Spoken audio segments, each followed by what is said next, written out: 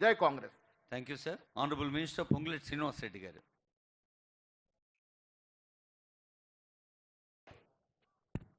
సభకు నమస్కారం.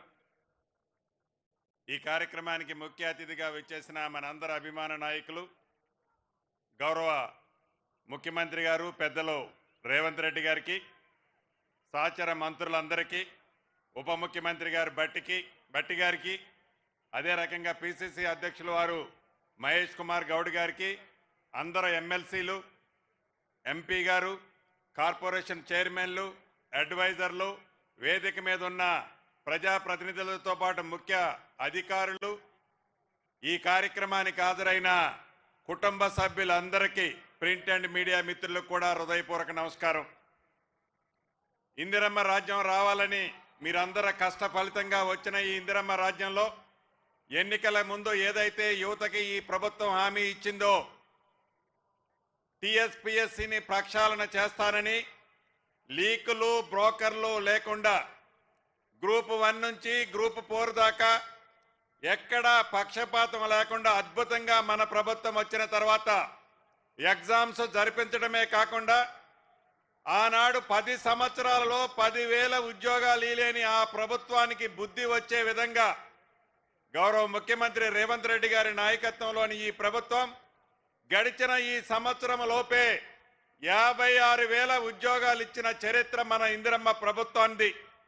ఇందాక పెద్దల జీవన్ రెడ్డి గారు చెప్పినట్లు రేపు ఉదయం 10:30 గంటలకి గౌరవ ముఖ్యమంత్రి రేవంత్ రెడ్డి గారి చేతుల మీదుగా, మిగతా మంత్రులు ఉప ముఖ్యమంత్రి గారి చేతుల మీదుగా ఇందిరమ్మ రాజ్యం అంటేనే ఇందిరమ్మ ఇళ్ళు, ఇందిరమ్మ ఇళ్ళు అంటేనే ఇందిరమ్మ రాజ్యం, మొదటి విడతగా 4,50,000 ఇళ్లు రాష్ట్ర వ్యాప్తంగా ప్రతి అసెంబ్లీ నియోజకవర్గానికి 3,500 ఇళ్లు తగ్గకుండా ఇది ప్రారంభిస్తూ రాబోయే 4 సంవత్సరాలలో ఆనాడు ఇందిరమ్మ ప్రభుత్వం ఉన్నప్పుడు ఎలా అయితే ప్రతి ఊళ్ళో ఇందిరమ్మ ఇళ్లు ఇచ్చామో గౌరవ ముఖ్యమంత్రి రేవంత్ రెడ్డి గారి నాయకత్వంలోని ఈ ప్రభుత్వం ప్రతి ఇంటికి 5 లక్షల రూపాయలు ఇళ్లు ఇస్తూ ప్రతి వాళ్ళకి, అర్హులైన పేదవాళ్ళకి ఇందిరమ్మ ఇళ్లు ఇచ్చే కార్యక్రమాన్ని రేపటి నుంచి అంటే 6వ తారీఖు ఉదయం నుంచి అధికారులు మీ గ్రామాలకు వస్తారు.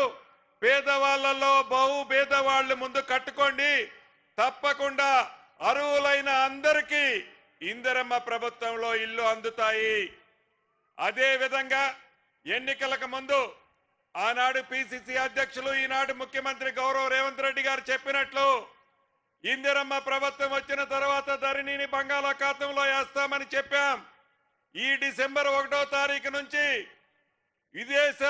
విదేశాలకి తాకట్టు పెట్టిన తెలంగాణ ఆస్తి 2.5 లక్షల కోట్ల ఎకరాల భూమిని విడిపించి స్వదేశ సంస్థ అయిన కేంద్ర ప్రభుత్వం ఎన్ఐసి వారికి ఇచ్చి డిసెంబర్ 1వ తారీఖు నుంచి తెలంగాణ రాష్ట్రంలో ఉండే ప్రతి భూముల ఆసాములకి భద్రత కల్పించింది ఇందిరమ్మ ప్రభుత్వం. అదే రకంగా వారి స్వార్థం కోసం 2026 చట్టాన్ని తీసుకొచ్చి అనేక భూములు వారు కబ్జాలు, ప్రభుత్వ భూములని వారి తొత్తులకిచ్చుకున్నారు. 2020-24 6 చట్టాన్ని రేపు అసెంబ్లీ సమావేశాల్లో పెడుతున్నాం.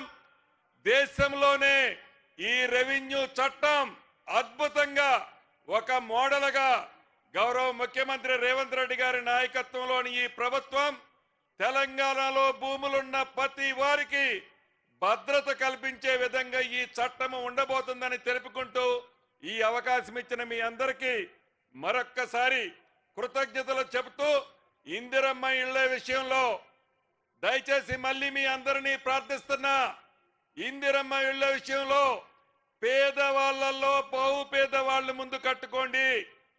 ఎవరికి రూపాయి ఇవ్వాల్సిన అవసరం లేదు. ఇది ఇందిరమ్మ ప్రభుత్వం అని తెలుపుతూ సెలవు తీసుకుంటున్నాను. Thank you sir. Honourable minister Ponnam Prabhakar గారు.